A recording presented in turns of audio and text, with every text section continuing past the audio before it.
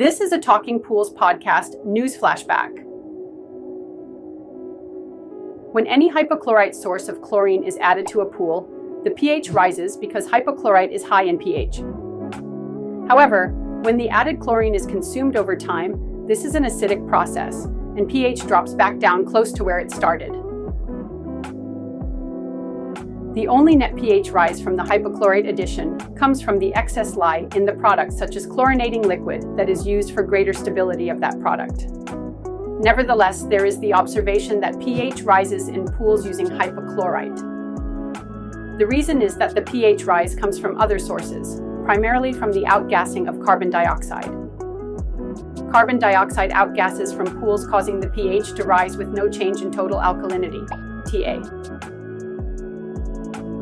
The reason is that swimming pools are intentionally overcarbonated in order to, ironically, provide pH buffering and to saturate the water with calcium carbonate in order to protect plaster surfaces. The other main source of pH rise is the plaster itself, as it continues to hydrate and cure, though this is most noticeable in the first months to year of a new or replastered surface. Vinyl pools do not show this effect, but may still have carbon dioxide outgassing. It is for this reason that covered vinyl pools tend to be the most stable with regard to pH when using hypochlorite sources of chlorine, while uncovered plaster pools with greater sources of aeration, such as fountains, waterfalls, spillovers, and higher bather load with more vigorous splashing or movement, have the pH rise the most.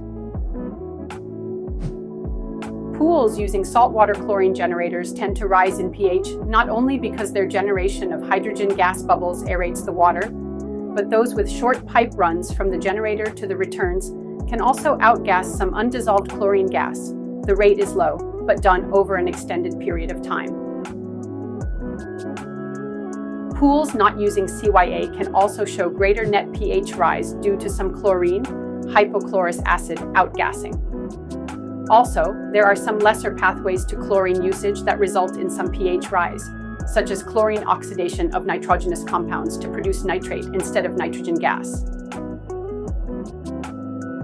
If there were no carbon dioxide outgassing, nor hydration, curing, or dissolving of plaster, then with 80 ppm TA, the addition of 10 ppm FC either at once or cumulatively added would have the pH rise from 7.5 to 8.12, 20 ppm FC would rise to 8.55, 40 ppm FC would rise to 8.8. When the chlorine is then used, the pH drops down to 7.52, 7.53, 7.57 respectively. One can minimize the amount of pH rise from carbon dioxide outgassing by operating the pool at a lower TA level and higher pH target.